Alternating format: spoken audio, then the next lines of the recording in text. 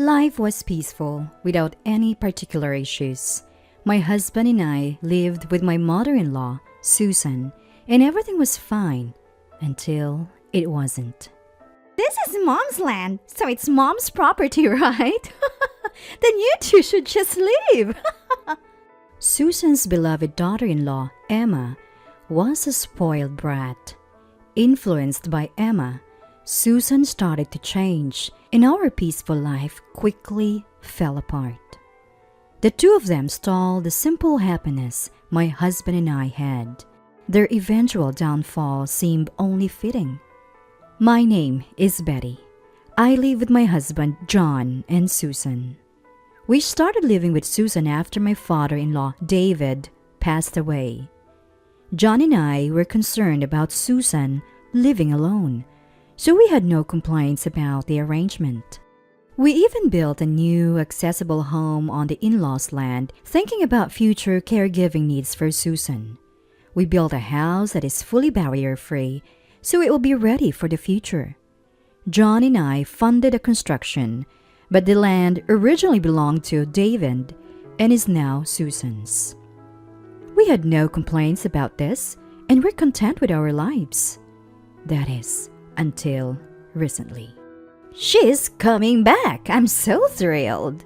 Susan was talking about Emma, John's sister. Emma had moved abroad after getting married and had been out of touch. She's back now because of a divorce, and Susan couldn't be happier. But to be honest, I don't have very good feelings about Emma's return. It was the same with John. The reason is simple. I haven't heard from Emma until now. She hadn't even attended David's funeral or called us. Of course, considering that Emma was living overseas, this may be inevitable. Her first words after hearing about David's death were, "Do I get some of Dad's inheritance?" It was hard to feel good about Emma, and it was surprising that Susan was so happy about her return. Susan has always been soft on Emma. I'd never seen her complain about anything Emma does. Well, as long as it doesn't affect us, let's just ignore it, John said, somewhat resignedly. Emma rented a house nearby, so we thought it wouldn't be a big deal.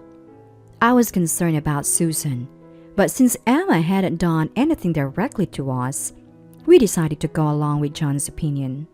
However, John, Mom, I came to visit again today. Contrary to our wishes, Emma started coming over frequently. She didn't work and just lays around all day with Susan, thanks to the divorce settlement she received. Susan, who used to help with chores, stopped doing so. She seemed too busy taking care of Emma, even ordering me around like, "Betty, Emma wants cookies. Go buy some now." I'm not a stay-at-home wife. I have a part-time job.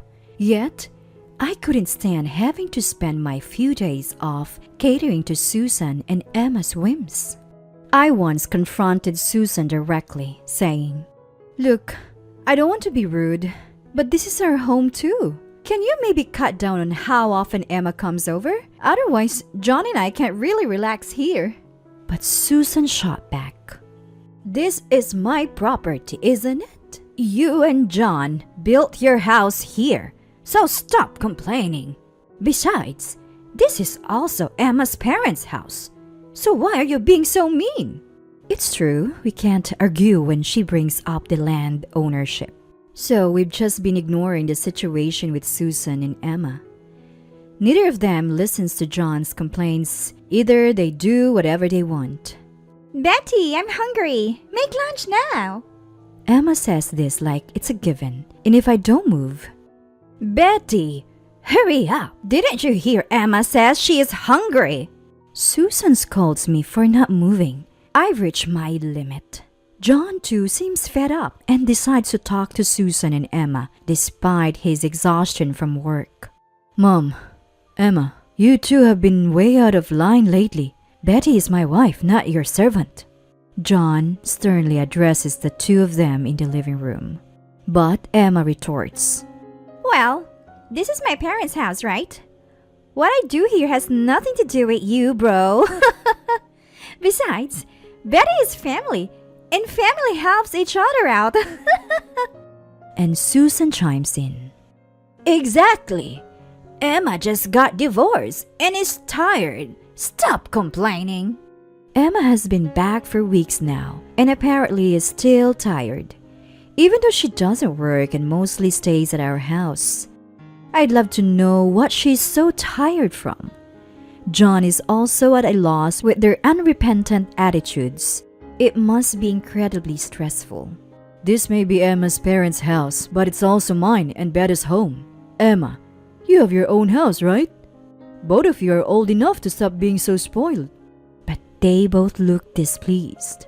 They act as if they shouldn't have to hear this, saying things like, "It's weird to have to be considerate in your own parents' house." Or, "Emma will always be my adorable daughter." It's all complaining. John, realizing that talking won't help, raises his voice. I hate to say this, but this is the house that Betty and I built. We may not own the land, but we pay the property taxes. If you keep things up, you'll have to leave. Susan, who usually claims the land as her own, is finally silenced. But Emma says, "You'd say that about your own sister's parents' house? You're the worst, bro. Don't blame me for what happens next." And she storms out. Susan leaves after getting a message from Emma. After they're gone, John says, Sorry about that. It's awkward. But Mom will probably come back soon. We can talk it out then. We agree to wait for Susan's return. But we never imagined Susan and Emma would take such drastic actions. A few days after Susan followed Emma, John and I were living peacefully. Then suddenly, a ton of packages arrived. Confused as we hadn't ordered anything, Emma and Susan show up. "We decided to make this house ours. You guys need to leave now." John and I are dumbfounded. Did they forget what was said when they were kicked out before? When we tell them there's no way we're giving up our house, they say, "Then pay rent to Mom, who owns the land. $3,000 a month. If you can afford that, you can stay." I couldn't believe what I was hearing. No way. This is just too much. We're the ones who built this house in the first place. Why should we have to pay rent to live in a house we built ourselves? As John and I left speechless, Emma, misunderstanding the situation, continues with a smug look on her face. "Just so you know, you don't have any say in this, okay? This land belongs to Mom, so we could tear this house down if we wanted to. But that would be inconvenient for you, wouldn't it?" She says, pressing us further. There's no way such a ridiculous proposal would fly, and tearing down the house would ultimately backfire. While it's true that the land belongs to Susan. If the landowner has complaints about the house, it's not entirely out of the question. I rack my brain for a solution, but I'm not well versed in law, so I come up empty. What should we do? That's when I was alone with my head in my hands. John suddenly says, Fine. If you want this house, we'll leave. He says this to Susan and Emma. I can't help but control John. "Wait, John, are you serious?" John reassures me. It's okay. And continues speaking to Susan and Emma. Even if we do leave, we haven't decided where to move yet. We need time to prepare for the move. It would help if we could stay at Emma's place in the meantime. Ignoring my concerns, John continues talking with Emma and Susan. Eventually, it's decided that we will leave this house within a week.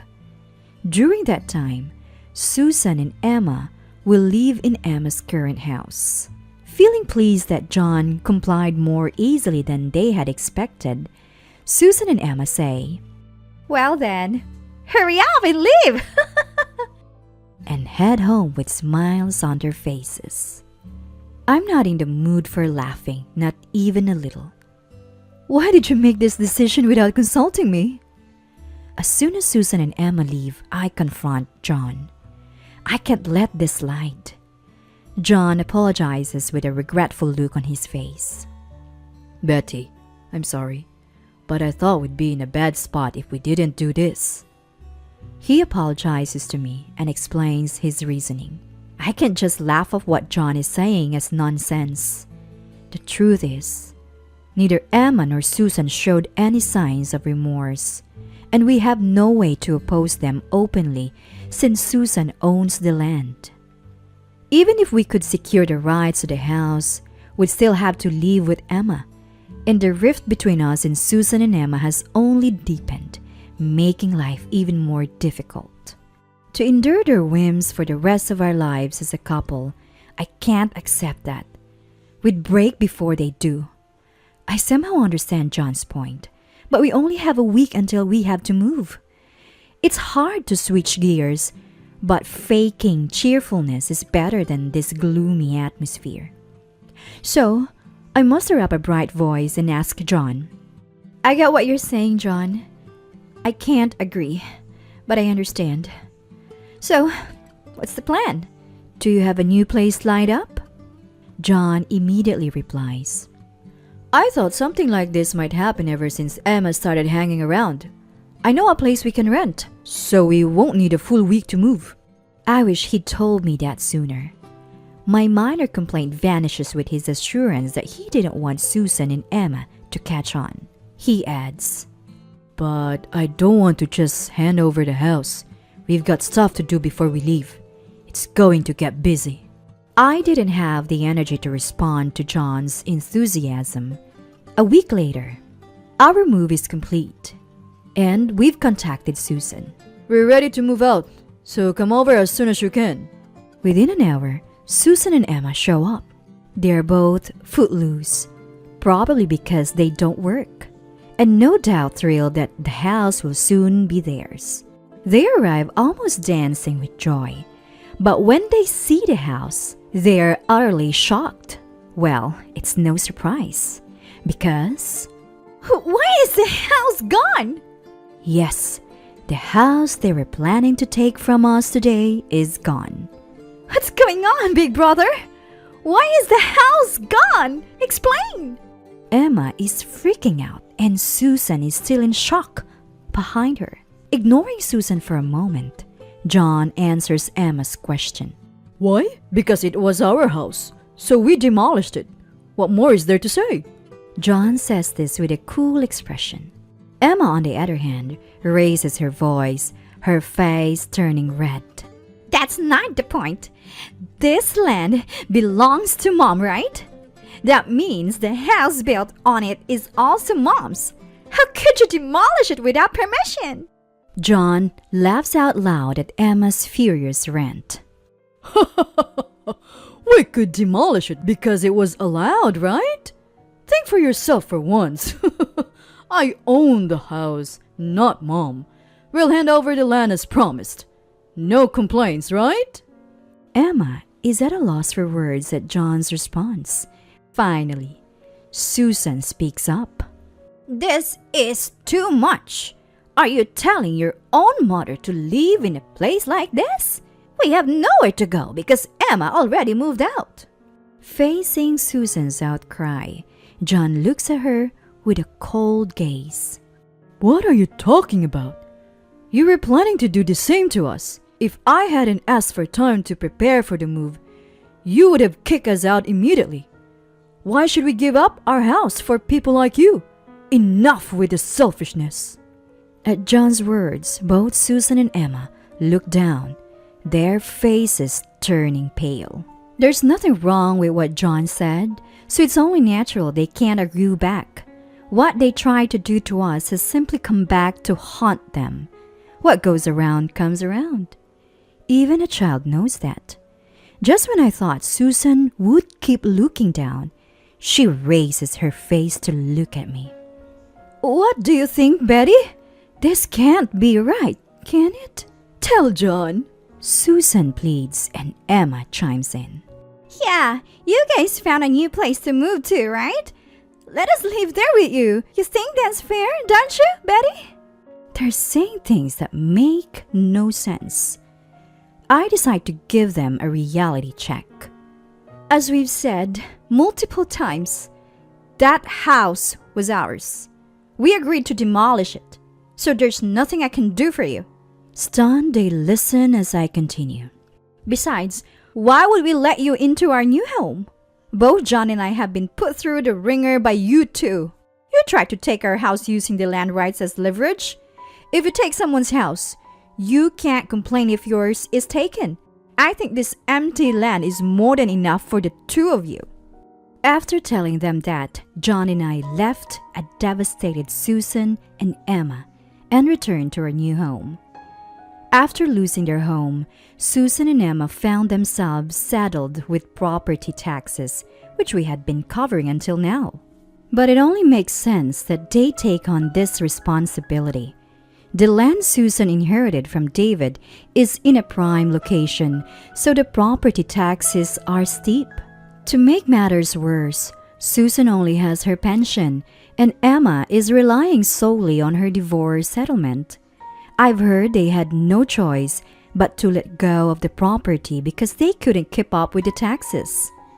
Now they're renting a place, and both have had to find jobs. Their lives are a far cry from the entitled days when they used to mooch of us.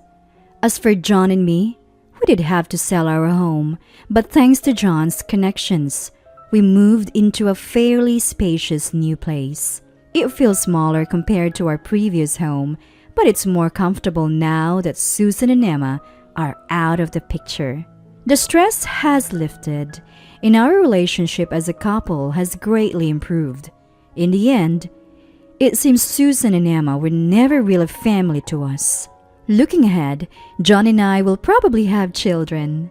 When that time comes, we plan to raise them to be considerate of others, using Susan and Emma as cautionary tales.